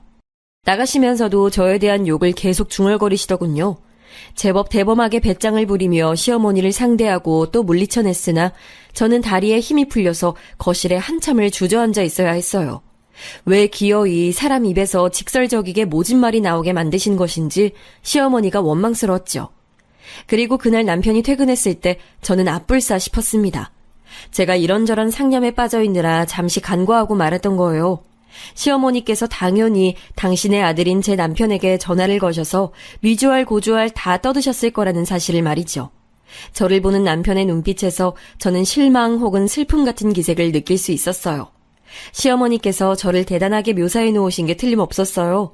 평소라면 아무리 회사에서 힘든 일이 있었어도 제게 환한 미소부터 지어주는 사람이 바로 남편이었는데 미소는커녕 깊은 한숨을 푹푹 내쉬면서 옷방으로 들어가더군요. 그래서 저는 남편이 제게 안 좋은 소리를 늘어놓기 전에 제가 먼저 선수 쳐버리기로 했죠. 오빠, 나 이제 더 이상 안 되겠어. 어머님 때문에 나 진짜 미쳐버릴 것 같아. 아가씨 얘기를 나한테 하시는 것까진 내가 그렇다 치고 들어드리겠는데 그러시면서 은근하게 자꾸만 나를 깎아내리시는 것 같다는 느낌을 내가 지울 수가 없단 말이야. 나보고 전문대 출신이라고 지칭하시는 것 자체가 난 기분이 좀 상한다고. 그래도 내가 꾹 참아왔건만 오늘 무슨 일이 있었는지 알아? 나 어머님께 머리 맞았어. 세게 맞아서 순간적으로 눈앞에 별이 다 보이더라. 뭐라고? 머리를 맞았다고? 너 그거 진짜야? 아니 사람 머리를 때리긴 왜 때려? 그럼 내가 거짓말하겠어? 울 뻔한 거 간신히 참아냈는데 어머님은 그런 나한테 계속 말도 안 되는 이유로 잔소리만 하시고 나 너무 서러웠어. 더 이상은 힘들어서 안 되겠어. 나 어머님 자주 뵙고 사는 거 더 이상은 못해. 안 하는 게 아니라 못하는 거야. 엄마가 나한테 하신 얘기랑은 달라도 너무 다른데? 네가 다짜고짜 엄마를 쫓아내더니 2번 다시 찾아오지 말라고 소리를 질렀다고 그렇게 나한테 말씀을 하셔서 난 네가 홧김에 머리가 돌아버렸나 했어. 그런데 진상은 네가 아니었다니 내가 지금 너무 혼란스럽다. 일단 우리 엄마가 너한테 심하게 군 거 내가 대신 사과부터 할게. 제가 풀이 죽어서 고개까지 떨구고 있었더니 화들짝 놀란 남편은 저에게 잘못이 있는지 더 묻지도 않았고 다음날 시어머니께서 찾아오시거나 저를 호출하시지도 않았기에 상황은 일단락됐어요. 모르긴 몰라도 남편이 시어머니와 대화를 나누면서 어느 정도 정리가 된 느낌이었습니다. 그런데요, 이 시점까지만 해도 제 마음이 편하지 않았어요. 제가 천성이 모질지 못한 사람이었나 보더라고요. 시어머니께서는 아무리 그래도 저보다 어른이신데 제가 함부로 굴어서는 안 되는 상대이신데 이런 생각들이 자꾸만 저도 모르게 들더군요. 남을 향해 하고 싶은 말 다 쏟아내고 사는 사람들이 참 대단하다는 생각 또한 들었습니다. 저는 시어머니께 꼬박 반년을 시달리다가 그거 한번 쏟아낸 것만으로도 심장이 벌렁거리고 제가 큰 잘못을 저지른 건 아닐까 싶어서 며칠간은 잠도 설쳤는데 평소에 다 쏟아내고 사는 사람들은 타고난 담력이라는 게 엄청 큰 거구나 싶었네요. 그리고 얼마 뒤 시누이가 결혼을 하게 됐어요. 생각보다 엄청 이르게 결혼이 추진됐죠. 이유가 뭐였는고 하니 시누이의 결혼 상대, 즉 저의 시매부 될 사람이 조건이 아주 좋았더라고요. 나이 적당하고 인물도 그만하면 훤칠했고 무엇보다 서울대를 나와서 대기업에 재직 중이었죠. 저는 결혼 전부터 제가 잘 겪어보지 못했으나 시누이가 되게 평범하고 무난하고 좀 조용한 스타일이라고 생각을 해왔는데요. 이 결혼의 성사가 무척 만족스러운 모양이었는지 아주 입이 찢어지게 행복한 웃음을 흘리고 다니더라고요. 그렇게 활발한 사람인 줄을 그때 처음 알았네요. 너무 격양되어 있던 탓이었을까요? 시누이는 그동안 저와는 별로 접점도 없었으면서 오랜만에 저를 보자마자 이런 경솔한 말을 날리더라고요. 이제 와서 하는 얘기지만 제가 솔직히 말해서 취업이 좀 망했다고 생각하면서 일을 다녔거든요. 그런데 모든 조건에서 뛰어난 남자하고 알콩달콩 연애하다가 결혼까지 금세 골인을 하다니 이건 취업 잘한 것보다 100배, 1000배는 뛰어난 성과 같아요. 언니가 보시기에도 그렇죠. 언니는 본인도 안 뛰어나시고 배우자 역시도 안 뛰어나니까 저에게 공감을 하실 수가 없겠군요. 죄송해요. 제가 배려가 좀 부족했어요. 저기요, 아가씨. 저는 그렇다 치고요. 결혼하신 그 배우자라는 존재가 본인의 오빠라는 건 인정하고 얘기를 하신 거 맞죠?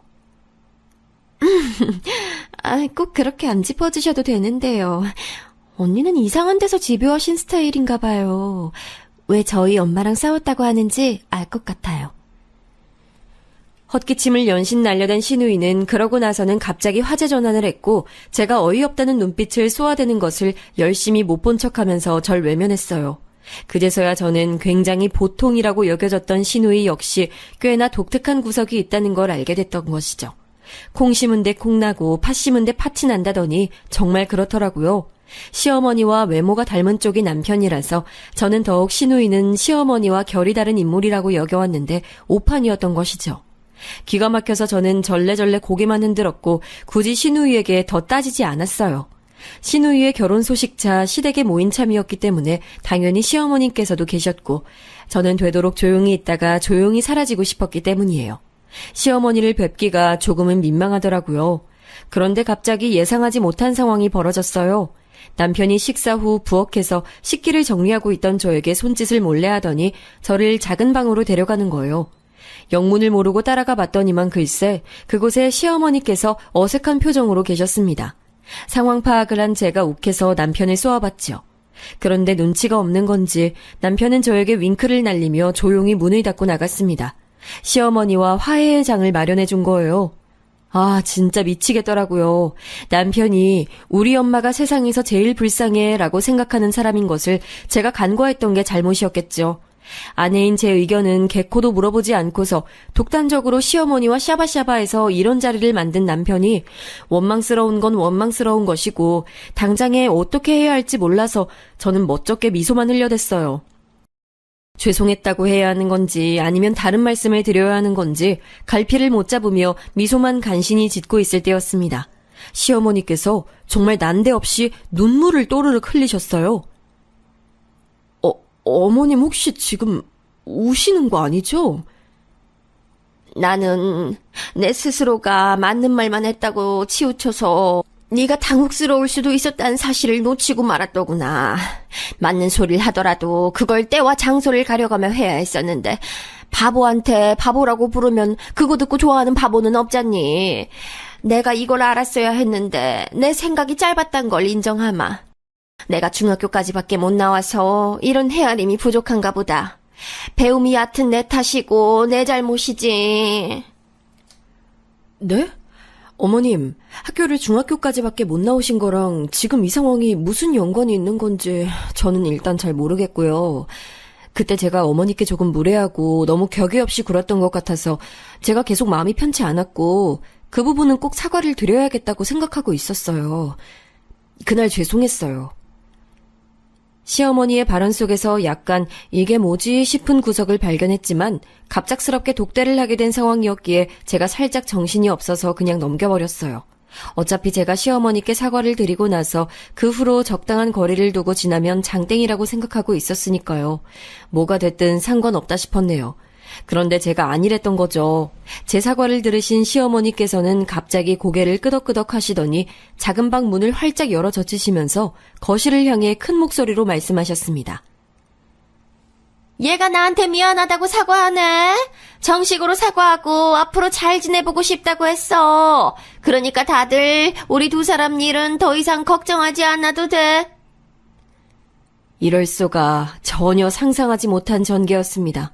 신우이의 결혼 소식을 직접 들으러 오신 시어머니의 친오빠 한 분, 사촌언니 두 분, 맏조카 한 분, 이분들이 다 거실에서 과일 드시다가 이 소리를 들으셨어요.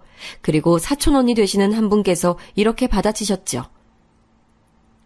어머나 다행이네. 네가 며느리 잘못 들여서 개고생하는 것 같아서 불쌍하다고 생각하던 참이었는데 기세 며느리 항복선언을 기어이 받아냈구나. 아이 근데 잠깐만. 너 설마 운 거니? 에이, 별로 울지도 않았어. 시어머니는 울지 말란 법 없잖아. 나도 숙이면서 지내고 눈물 보이면서 지내고 뭐 고부관계라는 게 그런 거 아닌가 싶네. 시어머니께서 거실로 나가며 그렇게 말씀을 하셨고 다들 시어머니를 향해 참된 인성이라며 추켜 세우시더군요. 이게 뭔 상황인가 싶었어요. 저는 마치 제가 갑자기 주말 드라마 촬영 현장 속으로 떨어진 줄 알았네요.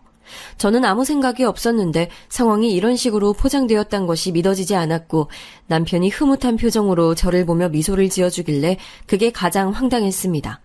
어른들께서는 다들 저를 향해 앞으로 시어머니께 봉사하는 마음으로 잘하고 살고 성질 좀 죽이고 살라며 덕담으로 가장한 잔소리를 날려주셨는데 그때 제가 너무 어안이 벙벙했던지라 내용은 솔직히 기억이 잘 안 나네요. 저만 꽂아 넣은 보릿자루처럼 어색하게 있었고 나머지 모든 시댁 식구들은 즐겁게 시누이의 현명하고 슬기롭고 알찬 인생살이에 대해 찬양을 했습니다. 그러고 나서 드디어 자리가 파할 때였는데요. 시어머니의 사촌언니 되시는 그분이 저에게 새끼손가락을 내밀면서 이런 말씀을 큰 목소리로 하셨어요. 앞으로는 시어머니와 더불어서 사이좋게 지내는 며느리로 살겠다고 약속! 그러자 모두가 저만 쳐다봤고 특히나 시어머니께서 눈빛을 빛내고 계셨지요. 상황에 휩쓸린 저는 멍하게 새끼손가락을 내밀면서 그 약속을 해버렸습니다. 왠지 제 의사와는 상관없이 자꾸만 일이 흘러가고 있는 느낌이었는데 제 딴에는 좋은 쪽으로 합리화를 하려고 애를 썼던 것 같아요. 그래, 어차피 어머님하고 저번에 그런 일이 있고 나서 마음이 계속 안 좋고 불편했었잖아. 마음 불편한 고부관계보단 사이좋게 잘 지내는 고부관계가 당연히 나은 거 아닐까. 어머님도 이제 엉뚱하고 무례하신 말씀 안 하시겠지. 지난 일은 잊고 앞으로 최대한 잘 지내보면 될 거야. 상황이 부정적으로 흘러가는 것을 잘 못 받아들여서 회피하기 위해서 좋은 식으로 자꾸만 해석을 하는 사람들이 있대요. 그런 유형이 존재하는데 제가 바로 거기에 속했던 것 같아요. 하지만 시간이 흘렀을 때 저는 이 순간을 후회하게 됐죠. 또 어영부영 네네 하면서 넘어가 버리니까 결국은 큰 사달이 나고 말았던 거예요. 우선 그 큰 사달이라는 것이 나기 전까지 저는 시어머니와 그럭저럭 왕래를 하면서 지냈답니다. 시댁 근처에 시누이가 신혼집 살림을 차리길 바랐건만 애석하게도 제법 먼 동네에 집을 구했어요. 그러니 시어머니께서 고르실 수 있는 선택지란 저뿐이었죠. 저로선 변명거리가 부족했고요. 내가 너 아니면 심심해서 매일 뭘 하고 지낸다니. 네가 나랑 시간을 보내줘야 내가 안 심심하지.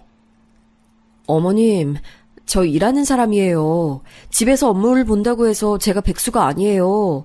저 멀쩡히 월급 받는 사람입니다. 제 근무 시간을 존중해 주셨으면 해요. 그럼 네가 집에 있질 말든가. 사람이 응당 눈앞에 먹을 게 보이면 먹고 싶어지는 거잖니. 네가 집에 없으면 내가 너를 안 찾아갈 텐데 네가 집에 있으니까 내가 너를 찾아갈 수밖에 없지.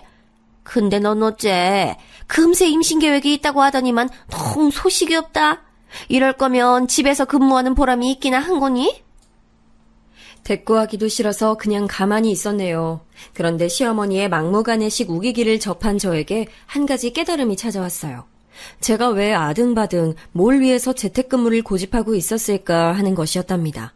원래는 결혼하고 몇 달 안에 임신을 하는 것으로 남편이랑 계획을 했었는데 시도 때도 없이 찾아오시는 시어머니 때문에 스트레스를 받아서 그런 건지 어쩐 건지 저는 아이를 가질 생각이 뚝 떨어져 버렸거든요. 그러니 번거롭더라도 회사로 출퇴근을 하는 게 저에게는 이득인 듯 싶었어요. 그래서 당장 재택근무를 그만뒀습니다. 일찍 출근해서는 늦게 퇴근을 했어요. 밖에서 아침, 점심, 저녁 세 끼를 다 해결했고요. 그러자 단 사흘 만에 남편이 난리가 났습니다. 아침에 네가 먼저 나가니까 날 깨워주고 계란 부쳐주는 사람이 없어. 저녁에 집에 돌아오면 나 반겨주는 네 얼굴 보는 게 내 피로 회복이었는데 불 꺼진 캄캄한 집에 나 혼자 귀가하는 게 얼마나 쓸쓸한 줄 알아? 저는 네 집 개가 짖나 하는 태도로 하품이나 날려줬네요. 그러자 남편은 저와 대화가 안 되니까 무척 답답해했고 서서히 자기 모친을 원망하기 시작했죠. 오래도록 세상에서 가장 불쌍한 우리 엄마라는 신념을 고수해온 주제에 꼴에 그것도 무너지는 게 가능한 거였나 보더라고요. 그때 남편의 심정이란 우리 엄마만 아니었어도 내 와이프가 집에서 계속 나를 챙겨줬을 텐데 이게 다 엄마 때문인 것 같지만 이걸 따지기에는 내가 불효자가 되는 것 같아서 차마 그럴 수는 없고 그렇다고 내 와이프가 계속 나가서 일하는 건 싫고 이거 어떡하지? 라는 식이었답니다. 남편이 전전긍긍하는 것을 저는 모르는 척하면서 능청스레 지냈어요. 제가 먼저 이야기를 꺼내주길 남편은 기다리는 눈치였지만 제가 그런 걸 감지 못하는 척 한 것이었죠. 제가 평일에 하루 종일 밖에 있다가 귀가하고 주말에는 이런저런 약속 핑계로 외출을 하자 시어머니께서는 도저히 저에게 파고들 틈을 못 찾으셨답니다. 저에게 전화를 초반엔 자꾸 하셨는데 제가 일 때문에 통화 못한다는 핑계로 안 받았어요. 문자나 카톡도 바빠서 못 본다는 식으로 확인을 했고요. 그랬더니 도저히 수를 못 찾으시겠는지 점차 연락하시는 빈도가 줄어들었죠. 시간이 조금 지나서 이렇게 원천 차단이라는 것을 해놔야 하는 것이었구나라는 생각이 들 무렵이었습니다. 큰 사달이 드디어 벌어졌는데 발단은 신우이의 이혼이었어요. 신혼 1년차 깨를 볶으며 한창 잘 지내야 할 시기에 갑작스러운 이혼 소식이라니 저나 남편이나 이게 뭔 날벼락인가 싶어서 놀랐는데요. 이혼 사유가 신우이에게 있다는 것을 알고는 더 놀라서 아예 자빠질 뻔했습니다. 뭐라고? 아가씨가 바람을 폈고 그걸 제대로 걸리는 바람에 이혼당하게 됐다는 소리야? 아니 어쩌다가? 너무 만족스러운 결혼을 한다면서 아가씨 의기양양하던 모습이 바로 어제일처럼 눈에 선명한데 그런 사람이 아직 신혼임에도 바람을 피웠다고? 대체 상대가 누구래? 진짜 돌아버리겠다. 나도 혜진이가 설마 그럴 줄은 몰랐어. 공부머리 좋고 똑똑하고 뭐 하나 빠지는 거 없이 잘난 우리 집안 자랑이 바로 내 동생이었는데 고등학교만 나오고 계약직으로 공장 다니고 모아둔 돈은 한 푼도 없고 거기에 아직 군대도 안 다녀온 놈이랑 눈이 맞아서 바람을 피웠다네. 둘이 과감하게 팔짱까지 끼고 숙박업소로 향하다가 걸린 모양이야. 세상에. 일단 고학력자인데다가 스스로도 명문 고려대학교 나온 걸 자부심으로 여기는 아가씨가 그런 상대하고 바람이 나서 그렇게나 만족스러워했던 결혼을 이렇게 허무하게 끝내게 됐다고? 와, 드라마 각본을 쓰라고 해도 난 이렇게는 못 쓰겠다. 뭐 이런 경우가 다 있어? 시아버지는 고학력자들과 바람을 피우셨다던데 반대가 끌리는 이유도 아니고 이것 참 황당하더군요. 어쨌든 신우이는 결혼으로 장밋빛 인생 2막을 꿈꾸었지만 매몰차게 이혼당하며 단 10원 한 장도 못 들고서 맨몸으로 쫓겨났습니다. 다니던 회사에도 소문 다 퍼져서 신우이는 그 모멸감을 견디지 못하고 잦은 퇴사를 하고 말았어요. 이런 사태를 두고 어이없어서 미치겠다. 저희 부부와는 아주 다른 감상을 내놓은 사람이 있었으니 바로 시어머니셨죠. 제가 재택근무를 때려치운 이후로 저와는 통왕래가 없으신 상태였고요. 시댁에서 뵙는 것은 그래서 꽤 오랜만이었는데 시누이가 이혼 이후로 후회의 눈물로 하루하루를 보내며 힘들어하고 있는 와중이라는 연락이 계속 오는 바람에 걸음을 해본 것이었어요. 그런데 시어머니께서 이혼을 당하신 장본인이신 것 마냥 왠지 수척해 보이셨고 눈가가 거뭇거뭇하시더군요. 남편이 주차 때문에 시간이 좀 걸려서 저 혼자 먼저 시댁에 들어선 것이었는데 제가 조심스레 안부를 여쭤보았죠. 어머님, 안색이 많이 안 좋아 보이세요. 혹시 요즘에 잠을 통 못 주무셨어요? 아가씨는 방에만 계신 거예요? 그럼 방에만 있지. 틀어박혀서는 밥때가 아니면 나오려고 하지도 않네. 게다가 새벽에 잠 안 자고 휴대폰으로 뭘 보는 건지 시끄러운 소리도 들리고 울다가 웃다가 아주 난리도 아니야. 아우, 이러니 내가 잠을 잘 수가 있겠니? 그렇구나. 아가씨가 원래 새벽에 감성이 더 예민하잖아요. 새벽 시간대를 견디기 힘드신 아가씨가 영화나 드라마 보시면서 우울한 거 달래시는 모양이네요. 그래? 아유, 네가 젊은 사람이라 그런지 확실히 그런 걸 잘 이해하는구나. 내 생각에는 우리 혜진이도 환경을 바꿔서 여기 말고 딴 데 있으면 회복이 더 잘 되지 않을까 싶은데 앞으로 네가 우리 불쌍한 혜진이 좀 데리고 같이 사는 게 어떠니? 순간 제 귀를 의심했어요. 또다시 제 의사와는 상관없는 흐름이 시작될 징조가 보였죠. 시어머니께서는 갑자기 눈물을 훔쳐대셨고요. 제가 우선은 좋게 말씀드렸습니다. 어머님, 저랑 오빠는 둘 다 일단이잖아요. 특히 저는 밖에 있는 시간이 긴데 어떻게 아가씨를 챙겨주겠어요. 그러니까 데리고 살라는 거야. 저 재택근무인지 그거 할 때 같았으면 내가 우리 혜진이를 거기다 맡길 생각을 하겠니? 너 일하는데 방해되니까 못하지. 근데 네가 집을 오래 비우고 있으니 우리 혜진이가 편하게 지내기 얼마나 좋아. 어머님, 아가씨가 원하지 않으실 수도 있는데 저희끼리 이러는 것 자체가 좀 아닌 것 같아요. 아유, 너무하는구나. CM이 피해서 회사로 도망 나갔는데 그 바람에 이제 자기 시누이 끼고 살게 됐으니 억울하고 싫다 이거야? 우리 불쌍한 혜진이 보듬어주는 게 뭐 그리 어렵다고? 시어머니 한탄에 맞춰서 저의 이성이 차분하게 증발됐어요. 그간 나쁜 사람 되기 싫어서 적당한 선에서 지내는 것에 주력을 하려고 했던 저의 지난 노력이 모두 헛되었음을 재차 깨닫게 됐고 저는 차가운 미소로 말씀드렸습니다. 어머님, 죄송하지만요. 바람 피운 더러운 년이랑 제가 어떻게 살아요? 저 못 살아요. 더러운 년? 너 지금 말 다 했어? 끼케야 전문대 나온 주제에 어디 감히 명문대 나온 우리 혜진이를 욕해? 우리 혜진이는 한 번 실수를 한 것뿐이야. 한 번 실수요? 어머님, 바람 피우는 배우자 만나서 죽도록 고생해 보셨으면서 설마 모르신다고 하는 거 아니죠? 바람을 안 피우는 사람은 있어도 바람 한 번만 피우는 사람은 없다는 거요. 어머님께서 경악에 입을 벌리고 계실 때 남편이 당황한 낯으로 시댁에 들어섰는데요. 문제는 혼자가 아니었어요. 시댁 친척 어르신들이 여럿 함께였습니다. 알고 보니 주차장 쪽에서 만나는 바람에 함께 올라온 것이었죠. 남편뿐만 아니라 어르신들도 다 저와 시어머니의 마지막 대화 부분을 들었고요. 모두 넋이나가 있던 그때 저는 벼란간 제 뺨에 닿는 마찰을 느껴야 했어요. 시어머니께서 홧김에 제 뺨을 때리신 거였죠. 화가 난 제가 바로 무엇라고 외치려던 찰나 남편이 제 앞을 막아서더니 시어머니를 향해 외쳤습니다. 엄마, 이게 다 엄마 때문이잖아요. 엄마 때문에 우리 부부가 둘만의 시간을 못 가지게 됐고 내 일상이 외롭고 퍽퍽해졌어요. 지금까지는 내 인생에서 가장 위해야 할 사람이 엄마라고 생각하며 살아왔는데 이제 그렇게 안 살 거예요. 엄마는 그렇게 죽고 못 사는 명문대 출신 혜진이나 끼고 사세요. 별 볼 일 없는 대학 나온 나는 전문대 나온 내 와이프 끼고 살 테니까. 네가 어떻게 그런 말을 할 수가 있니?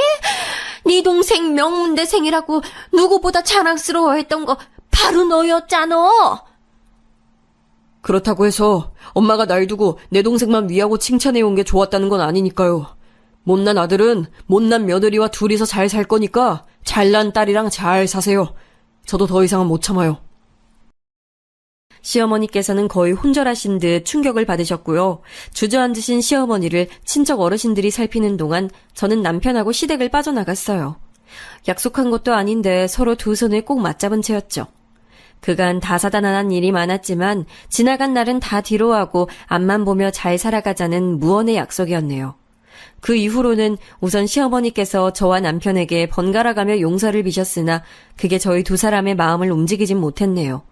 그 사달이 났던 당일에 방에서 이어폰 끼고 노래 들으면서 자고 있었던 시누이는 뒤늦게 상황을 인지했고요. 철이 없는 건지 아무 생각도 없는 건지 저희 부부에게 연락 한 번을 먼저 안 했어요. 그러더니 몇 달 후 시댁의 친척 어르신 한 분께서 주선을 하셔서 선을 봤는데요. 분위기가 좋았는지 금세 결혼 얘기가 오갔대요. 그런데 끝내 결혼으로는 못 갔어요. 결혼 앞두고 시누이가 바람을 피웠거든요. 상대는 고등학교 동창이라는데 유부남이라는 대목이 골 때립니다.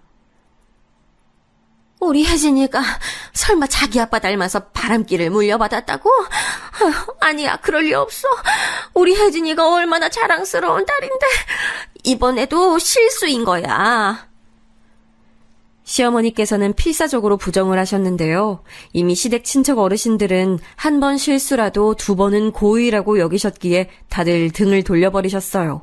시간이 지날수록 시어머니께서는 머리를 싸매시며 알아눕게 되셨고 시누이는 한 직장에 오래 머무르지도 못하면서 골칫덩이 딸로 전락해버렸답니다.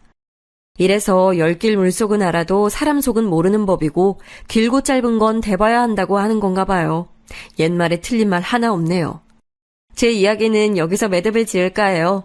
들어주신 분들 모두 고맙습니다.